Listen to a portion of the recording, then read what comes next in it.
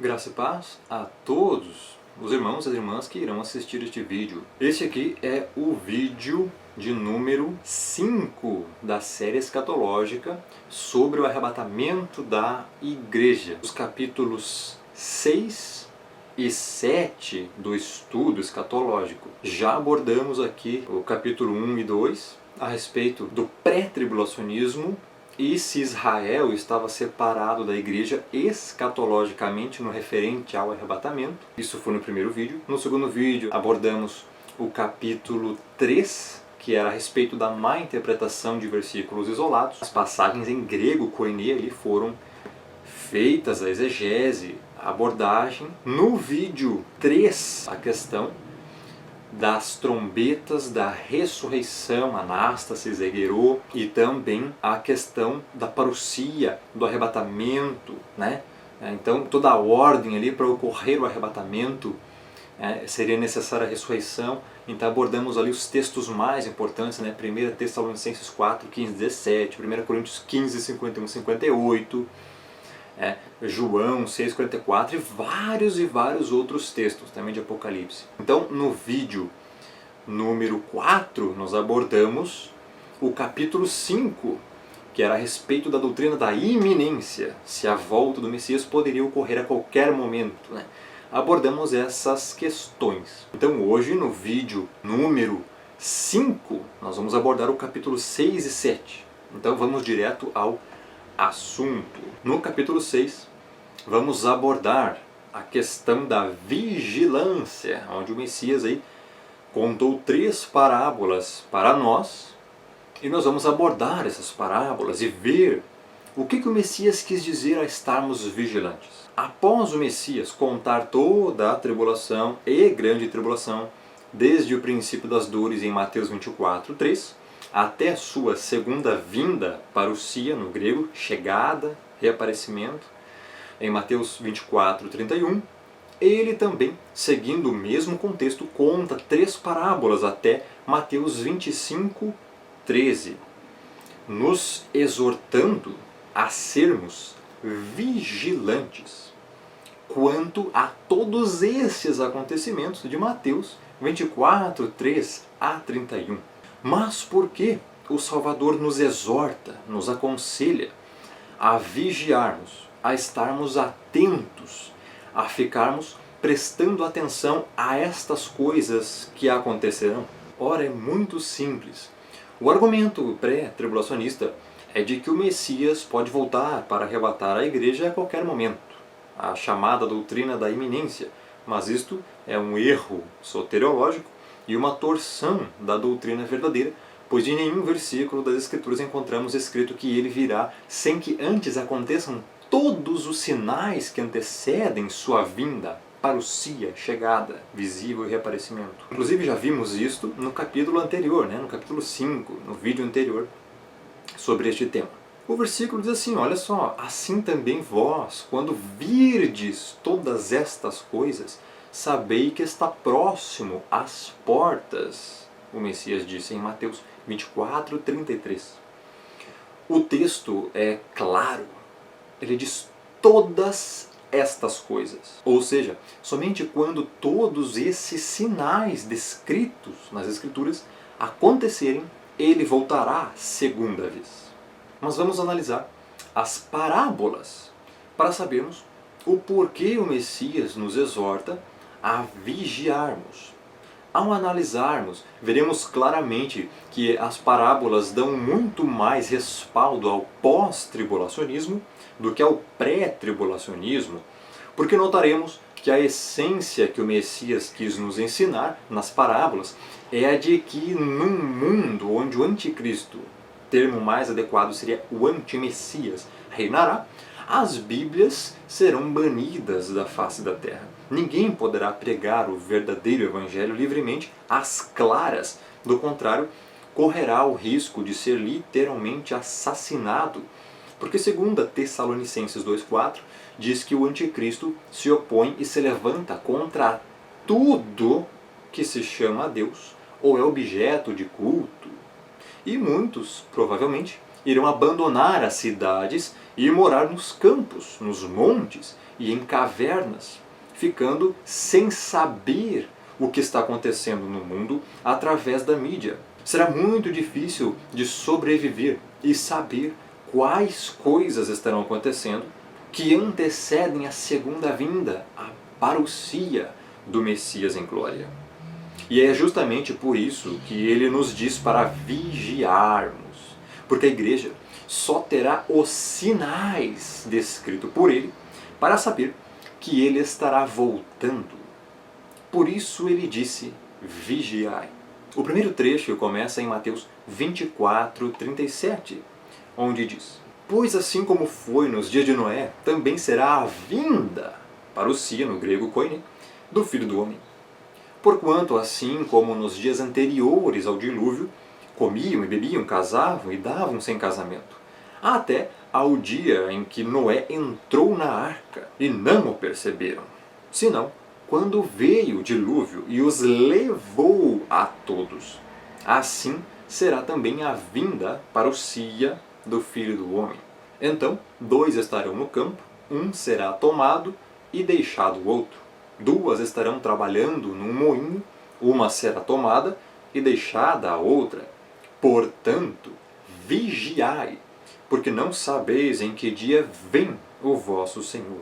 Mas considerai isto: se o pai de família soubesse a que hora viria o ladrão, vigiaria e não deixaria que fosse arrombada a sua casa. Por isso ficai também vós apercebidos, porque a hora em que não cuidais, prestem muita atenção nessa parte, a hora em que não cuidais, o Filho do Homem virá. Mateus 24, 37 a 44. O primeiro versículo já começa definindo, indubitavelmente, o contexto desta passagem. A vinda, parousia, do Filho do Homem. E sabemos que o termo parousia, como já vimos nos vídeos anteriores, sempre se refere à segunda vinda do Messias, em glória, no final da tribulação. Não obstante, também encontramos esta mesma palavra, parousia, no decorrer da passagem, no verso 39. E além do mais, no verso 42, 43 e 44 encontramos respectivamente o dia que vem o Senhor, a hora que viria e o Filho do Homem virá.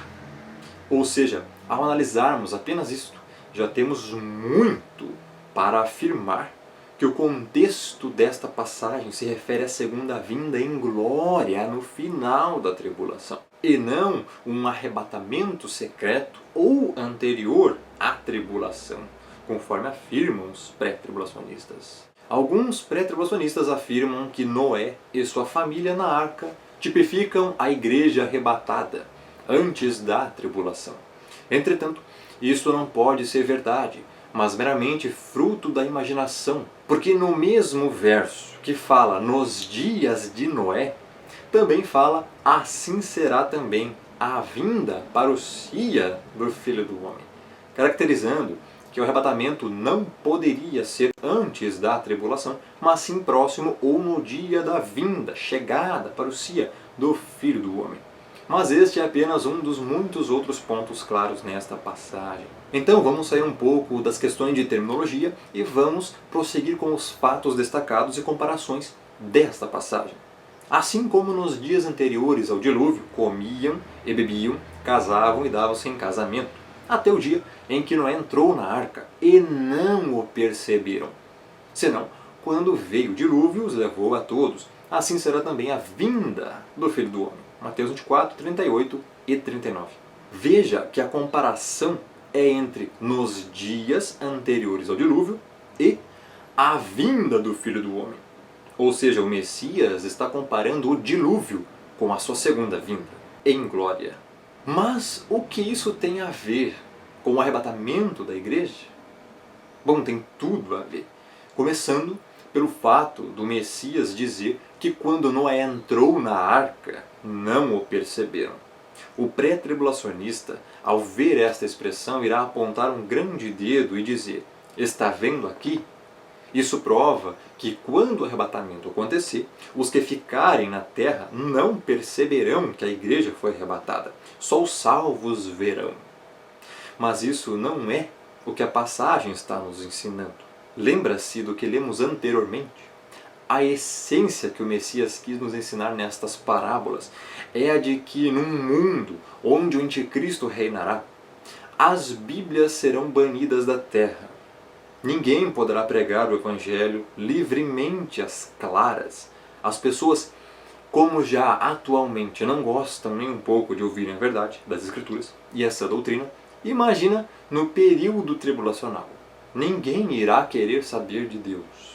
Só os santos genuínos.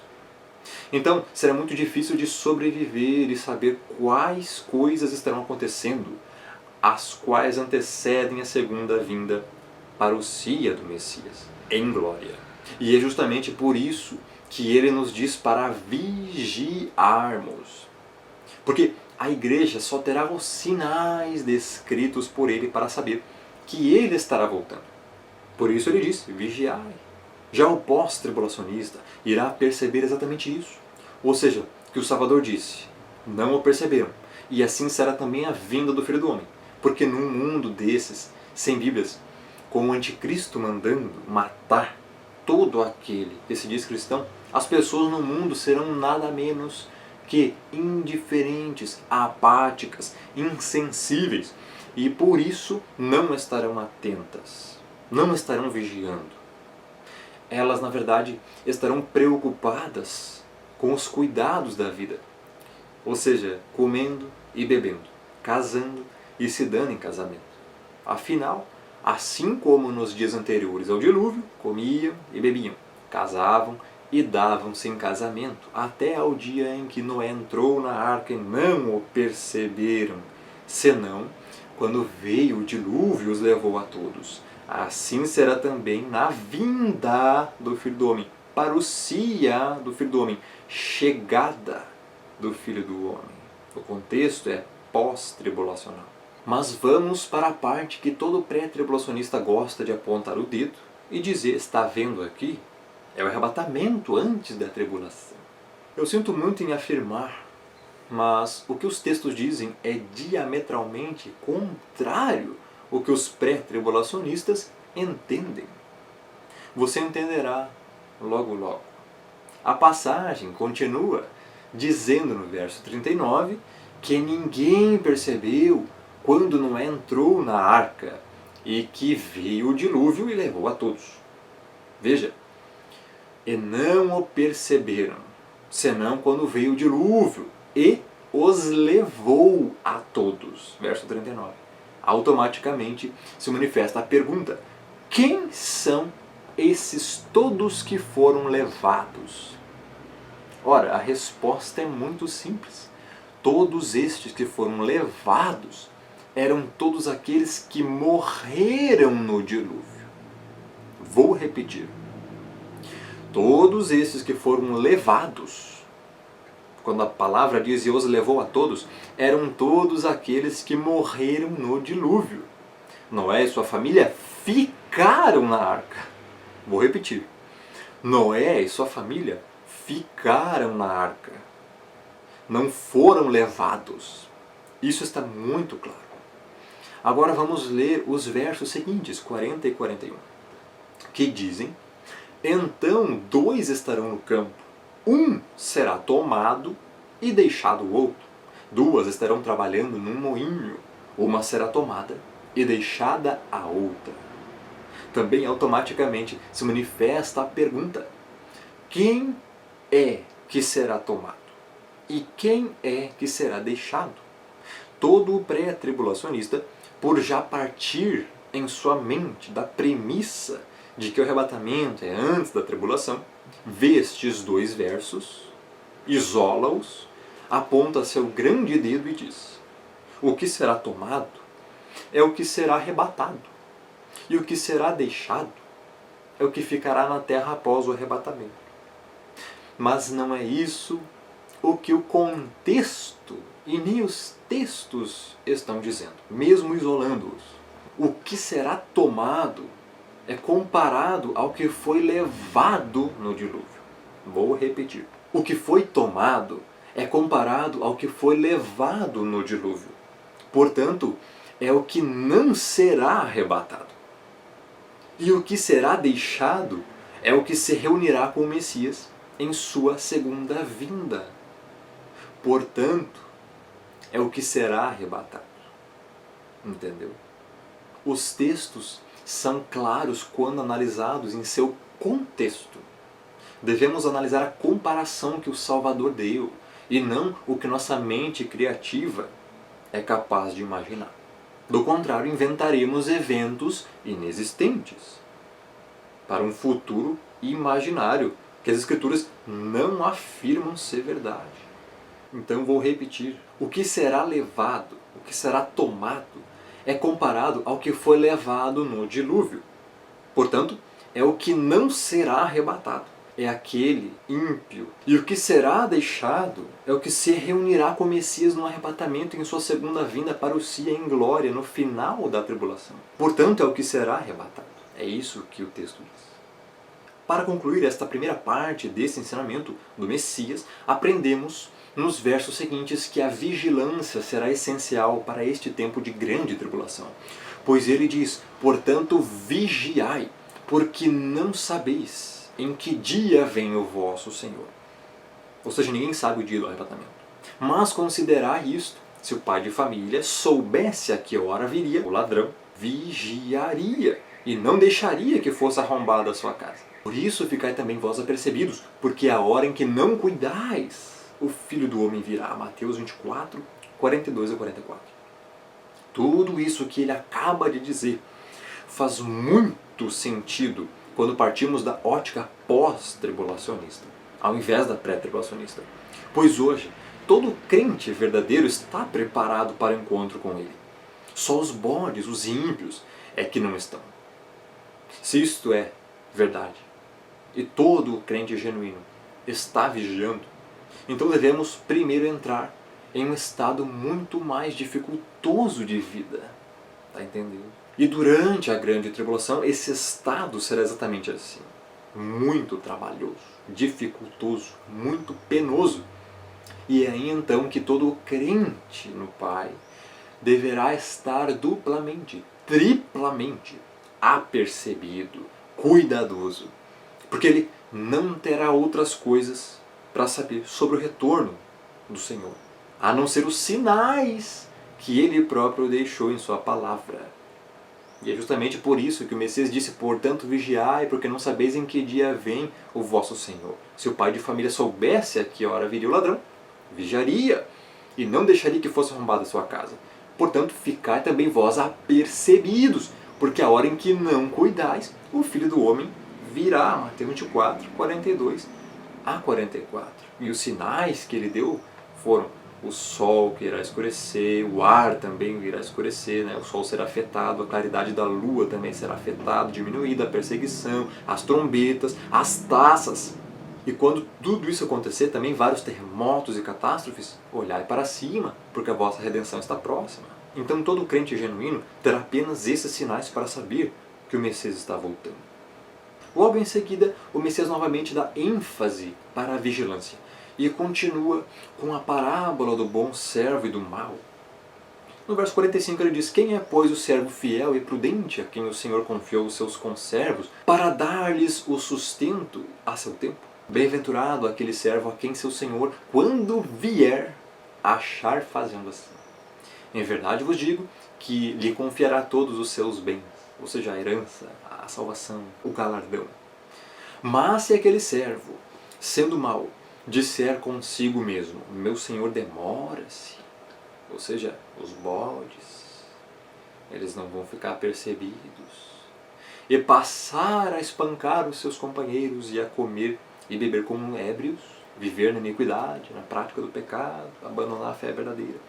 Virá o Senhor daquele servo em dia em que não espera, e em hora que não sabe, e castigá-lo-á, lançando-lhe a sorte com os hipócritas. Ali haverá choro e ranger de dentes, ou seja, vai ser condenado.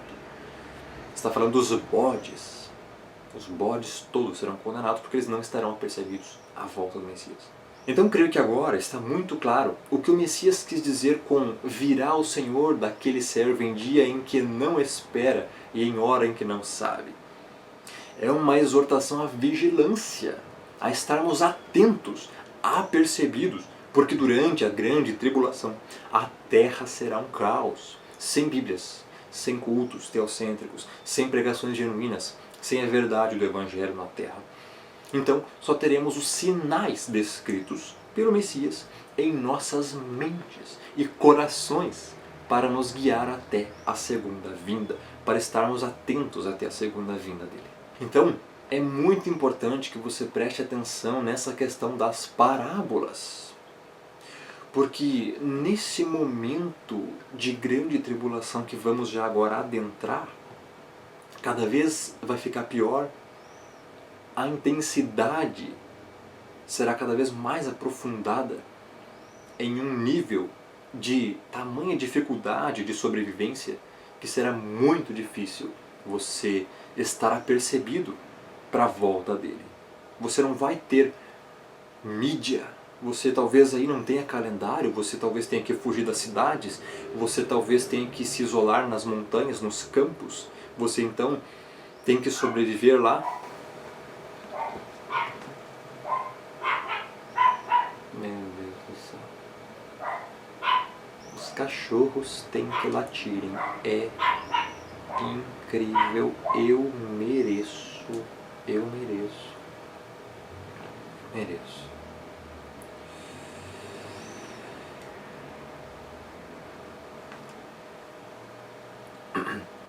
Então você, morando num lugar longe das cidades, não terá talvez calendário, não terá talvez meio de comunicação. Você só poderá olhar para o céu para identificar a volta dele. Então, quando todas essas coisas acontecerem, quando todos esses sinais acontecerem, é que você terá uma evidência, um deslumbre, uma faísca de sinal para saber que ele está próximo de voltar. E isso acontecerá somente no final da grande tribulação. E é por isso que o Messias disse, a hora em que não cuidais, o Filho do Homem virá. Ou seja, a hora que ninguém estiver cuidando. A hora que todo mundo estiver num nível de indiferença, apatia, desatenção às coisas do Eterno, é que ele voltará. Entendeu? E agora todo mundo está esperando. Os eleitos, a igreja está esperando ele voltar a qualquer momento. Então não é esse o momento do arrebatamento. O momento do arrebatamento acontecerá somente quando ninguém, ou a grande maioria, estiver dormindo, desapercebidos. Por quê? Porque num mundo sem Bíblias, num mundo sem pregações, sem pregação, o povo se corrompe. As pessoas vão abandonar, as pessoas vão fugir das coisas de Deus, as pessoas vão se isolar. E pouquíssimas pessoas continuarão fiéis ao Eterno. Então, esses fiéis ao Eterno é que estarão vigiando, apercebidos, e só terão os sinais que Ele mesmo deu na palavra. Perseguição, os terremotos, o amor se esfriará, as trombetas, os selos, as taças do Apocalipse, a perseguição do Anticristo, os assassinatos, os gafanhotos de Apocalipse 9, né? Toda aquela simbologia que vai se concretizar em fatos reais durante o final da grande tribulação, esses eleitos estarão percebidos a esses fatos e só eles saberão. Todavia, até eles não conseguirão identificar talvez ali a época, a data, porque não vai ter como. O mundo estará num nível de cegueira, assim como já está, mas muito pior no final da grande tribulação. E é por isso que o Messias disse, a hora em que não cuidais, o Filho do Homem virá, a volta dele surpreenderá a todos. Ninguém imaginará que ele voltará no dia que está determinado pelo Pai. Então ninguém vai saber. Vai ser no momento em que ninguém vai esperar. E hoje todo mundo está esperando. Então não é agora, o arrebatamento não vai ser daqui poucos dias. Não, será daqui muitos anos ainda. Muitos anos. Muita coisa ainda tem que acontecer para o arrebatamento ocorrer de fato. Dando prosseguimento, capítulo 7. Agora sim, nós vamos abordar aí a outra parábola. O arrebatamento da igreja e a parábola das 10 virgens. Muito interessante, preste muita atenção. Alguns usam esta parábola como base bíblica para provar que o arrebatamento da igreja acontecerá antes da grande tribulação. Mas ao analisarmos apenas algumas partes fundamentais dessa parábola, vemos que ela corrobora muito mais ao pós-tribulacionismo do que ao pré-tribulacionismo. Diz assim: então o reino do céu será semelhante. Tem que latir. O cachorro tem que latir, tem que incomodar mesmo. É desgraça. Meu Deus. Meu Deus do céu.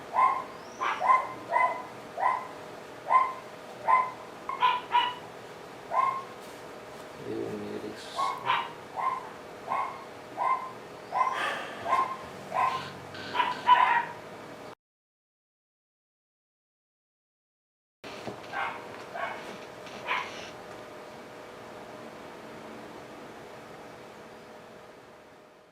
Então o reino dos céus será semelhante a 10 virgens que, tomando as suas lâmpadas, saíram a encontrar-se com o noivo. 5 dentre elas eram nécias, e 5 prudentes. As nécias, ao tomarem as suas lâmpadas, não levaram azeite consigo. No entanto, as prudentes, além das lâmpadas, levaram azeite nas vasilhas. E tardando o noivo, foram todas tomadas de sono e adormeceram. Mas à meia-noite ouviu-se um grito: eis o noivo! Saí ao seu encontro. Então se levantaram todas aquelas virgens e prepararam as suas lâmpadas. E as nécias disseram às prudentes: dai-nos o vosso azeite, porque as nossas lâmpadas estão apagando. Mas as prudentes responderam: não, para que não nos falte a nós e a vós outras. Ide antes aos que o vendem e comprai-o. E saindo elas para comprar, chegou o noivo. E as que estavam apercebidas entraram com ele para as bodas, e fechou-se a porta. Mais tarde chegaram as virgens nécias, clamando: Senhor, Senhor, abre-nos a porta. Mas ele respondeu: em verdade vos digo que não vos conheço. Vigiai, pois, porque não sabeis o dia nem a hora. Mateus 25, 1 a 13. As virgens simbolizam todos os que querem ser salvos. As virgens nécias simbolizam os bodes, ou seja, todos os que se dizem cristãos, mas na verdade não são. Resumindo, são ímpios que pensam ser salvos. As virgens prudentes simbolizam todos os crentes verdadeiros, os que são regenerados, são as novas criaturas, os que de fato são salvos. O noivo é o cordeiro, o azeite é uma simbologia ao Espírito Santo. As bodas é o momento da reunião do cordeiro com a igreja, as virgens prudentes, para o matrimônio eterno. A porta é a salvação. O dia é o dia da segunda vinda do Messias em glória. O primeiro ponto muito importante a se analisar é que os versos 5 e 6 definem exatamente se antes ou depois da tribulação o noivo, o cordeiro, virá para buscar a noiva, a igreja. E tardando o noivo, foram todas tomadas de sono e adormeceram, verso 5. Mas à meia-noite ouviu-se um grito: eis o noivo, saí ao seu encontro, verso 6. As expressões tardando o noivo, foram todas tomadas de sono e adormeceram, e meia-noite, denota que será quando as pessoas não estarão esperando. Estarão dormindo em um sono profundo. Isto implica em entender que será no final da grande tribulação e não antes e nem durante, pois, como já vimos anteriormente, será durante a grande tribulação que o mundo estará vivendo em indiferença, preocupados com os cuidados da vida, em comer e beber, e despreocupados com as coisas do Criador, não dando importância para as coisas eternas, mas para as materiais e passageiras. Tanto escrituristicamente quanto racionalmente, é muito mais coerente compreender que a expressão meia-noite no referente ao retorno do Messias não significa que será um evento secreto, invisível, que só os salvos verão, como sustenta alguns pré-tribulacionistas, mas sim, com toda certeza, que será no momento em que o evento se dará quando não estiverem esperando, no final da grande tribulação, como sustenta o pós-tribulacionismo. O segundo ponto muito importante a se analisar, e que como consequência corrobora muito mais ao pós-tribulacionismo e automaticamente refuta o pré-tribulacionismo, é que quando o noivo, o cordeiro, volta, todas elas, vou repetir, quando o cordeiro volta, todas elas, tanto as nécias quanto as prudentes, ouviram, se levantaram e prepararam suas lâmpadas. Então preste muita atenção. Se o arrebatamento pré-tribulacional fosse bíblico, isso não poderia acontecer. Somente as prudentes deveriam ouvir, se levantar e preparar suas lâmpadas. Vejamos a passagem bíblica. Mas à meia-noite ouviu-se um grito, eis o noivo, saía ao seu encontro. Então se levantaram poucas, algumas, as prudentes? Não, se levantaram todas aquelas virgens e prepararam as suas lâmpadas. Mateus 25, 6 e 7. Se todas, ou seja, ímpios e justos, nécias e prudentes, ouviram para encontrar o noivo, o arrebatamento já não pode ser secreto, e nem que só os salvos verão. E ouvirão o Messias voltar, como sustenta o pré-tribulacionismo. Todas elas ouviram, se levantaram e se prepararam para o encontro com o noivo cordeiro. Então, como o arrebatamento da igreja poderia acontecer antes da tribulação, se o pré-tribulacionismo sustenta a tese de que só os salvos estarão preparados para o arrebatamento anterior, e o texto diz que além das prudentes, as nécias também ouvirão e se levantarão e se prepararão para o arrebatamento. A interpretação é muito clara e simples quando tiramos de nossas mentes a ótica e premissa pré-tribulacionista e colocamos a ótica pós-tribulacionista. Pois, quando é dito na parábola que todas aquelas virgens, todos que se consideram crentes, sendo ou não, ouviram, se levantaram e se prepararam para o encontro com o noivo, isso se refere clarissimamente à segunda vinda do Messias no final da grande tribulação. Agora veja essas ligações fantásticas. Mas à meia-noite ouviu-se um grito, eis o noivo, saía ao seu encontro. Verso 6. Conforme diz Mateus 24, 30. Então aparecerá no céu o sinal do Filho do Homem. Eis o noivo. Todos os povos da terra, as virgens nécias, se lamentarão e verão o Filho do Homem vindo sobre as nuvens do céu, com poder e muita glória.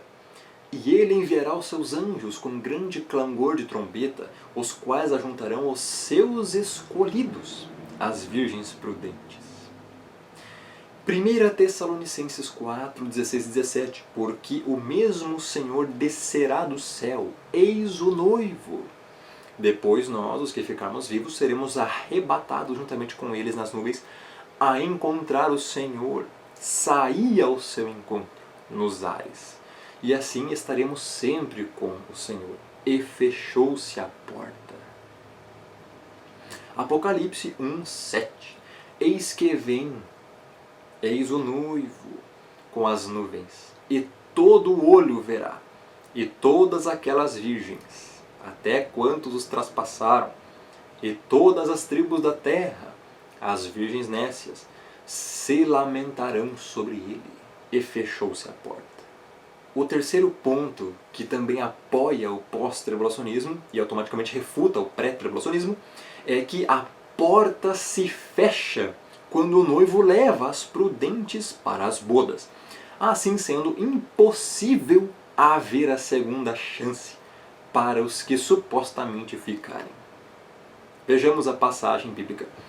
E saindo elas para comprar, chegou o noivo, e as que estavam apercebidas entraram com ele para as bodas, e fechou-se a porta. Mateus 25, 10. O texto é tão claro como a água cristalina. não haverá segunda chance de salvação para os que supostamente ficarem após o suposto arrebatamento pré-tribulacionista, ou seja, anterior à tribulação. Pois a porta será fechada. A porta é a salvação. Ou seja, a chance de salvação será perdida. O pré-tribulacionismo ensina que a parábola das 10 virgens é uma forte base bíblica para corroborar sua tese. Mas a própria parábola diz que, quando o noivo, o cordeiro, voltar, a porta será fechada, impossibilitando, consequentemente, uma hipotética segunda chance de salvação para os que supostamente ficarem na terra após o suposto arrebatamento secreto ou anterior à tribulação. E além do mais, em 1 Tessalonicenses 4,17 diz que haverão cristãos genuínos vivos até o fim da grande tribulação, desmentindo a tese pré-tribulacionista e confirmando com o pós-tribulacionismo definitivamente. Isto tanto é verdade que a parábola continua dizendo: mais tarde chegaram as virgens nécias clamando: Senhor, Senhor, abre-nos a porta. Mas ele respondeu: em verdade vos digo que não vos conheço. Mateus 25, 11 e 12. A mesmíssima coisa será dita a ele quando voltar em glória em Mateus 7, 21 a 23. E ele responderá da mesmíssima maneira: nem todo que me diz Senhor, Senhor entrará no reino dos céus. Muitos naquele dia, no dia da sua volta, hão de dizer-me Senhor, Senhor. Então lhes direi explicitamente: nunca vos conheci. Apartai-vos de mim os que praticais a iniquidade. Mateus 7, 21 a 23. Ou seja, essas virgens nécias são todos os bodes que pensam que são salvos, mas que vivem na iniquidade e não serão salvos. Dirão Senhor, Senhor, e ele vai dizer: nunca vos conheci. A mesma coisa que ele vai dizer também a todos os falsos profetas no dia do arrebatamento, quando ele voltar em glória, no final da tribulação. Note que a semelhança entre essas duas passagens é extremamente grande. Fica muito lógico que se trata do mesmo evento, a volta do Messias. Nas duas passagens, os ímpios pedem para entrar nos céus e dizem Senhor, Senhor, como que clamando: por favor, nos deixe entrar no céu. E nas duas passagens, o Messias disse que não as conhecia. Com isso, vemos que esta parábola não nos fornece qualquer base pré-tribulacional, mas sim base ao pós-tribulacionismo.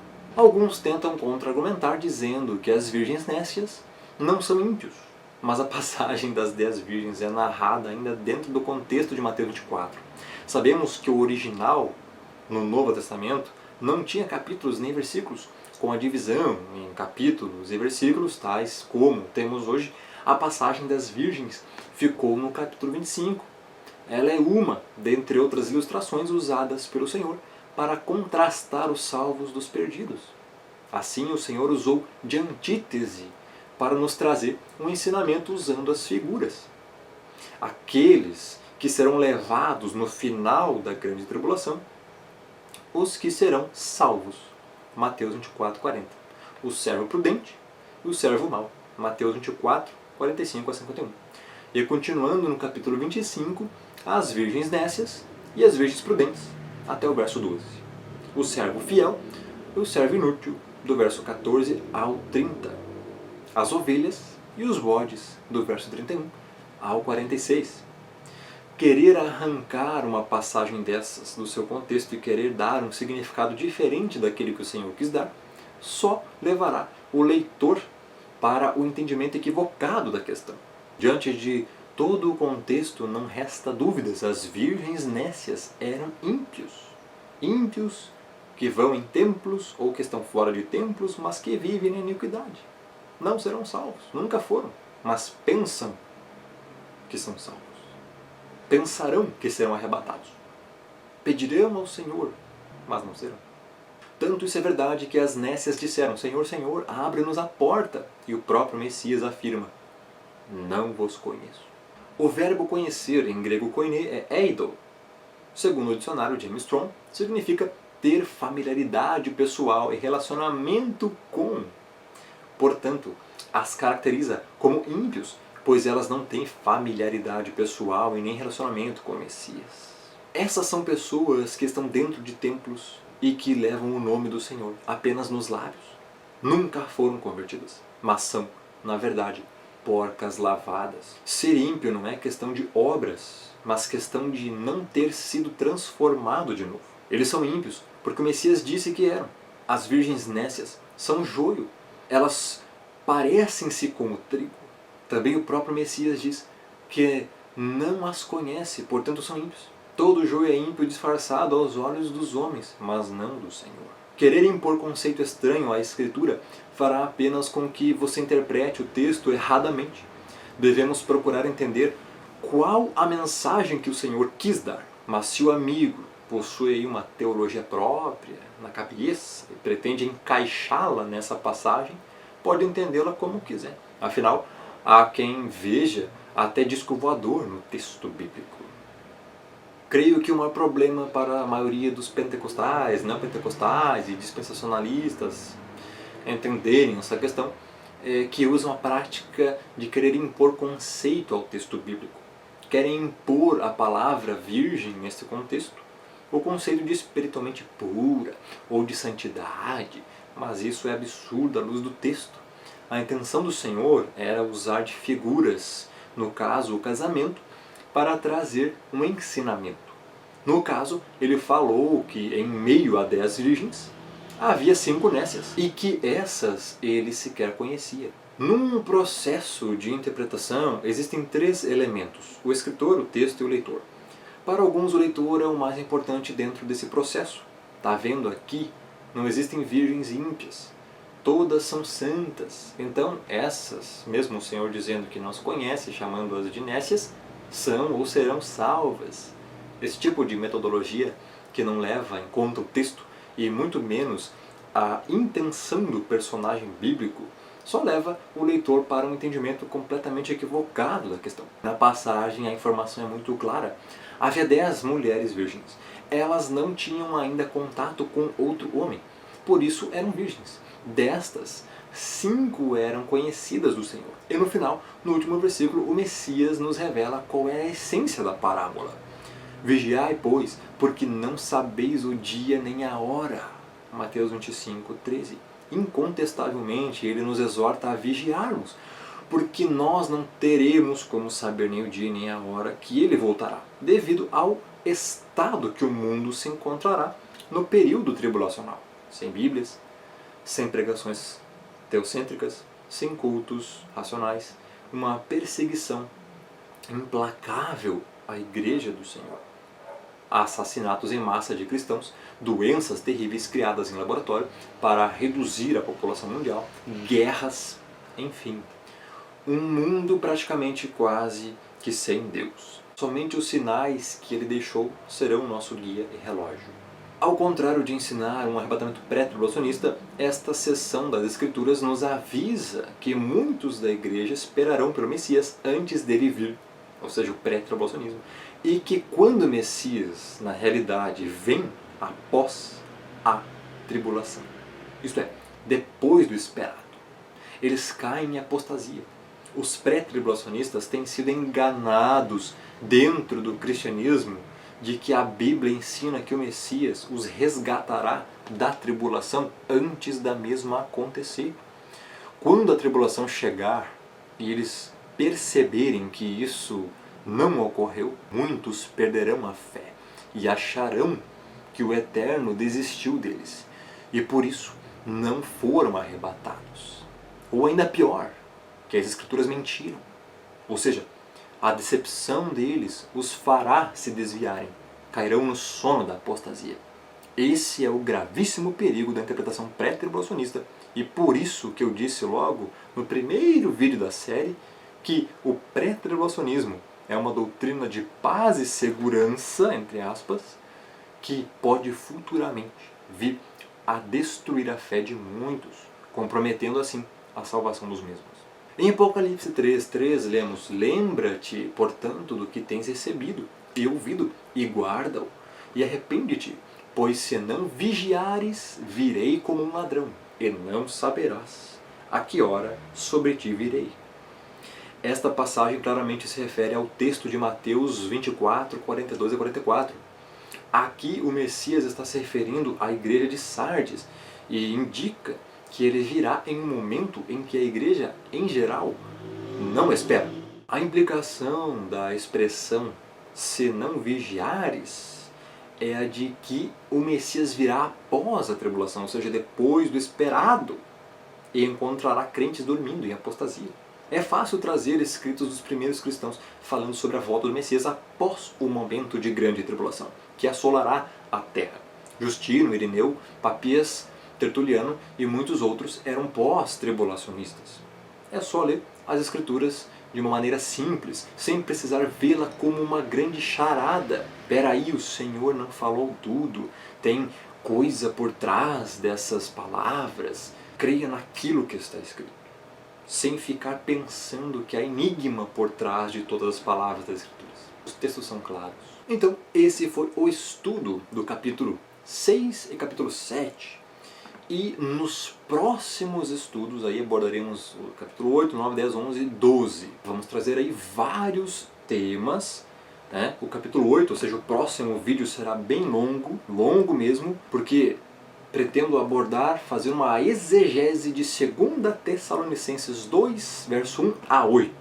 Uma exegese completa, uma hermenêutica completa, explicando a passagem tão usada pelos pré-tribulacionistas, onde fala até que aquele que está no meio seja tirado.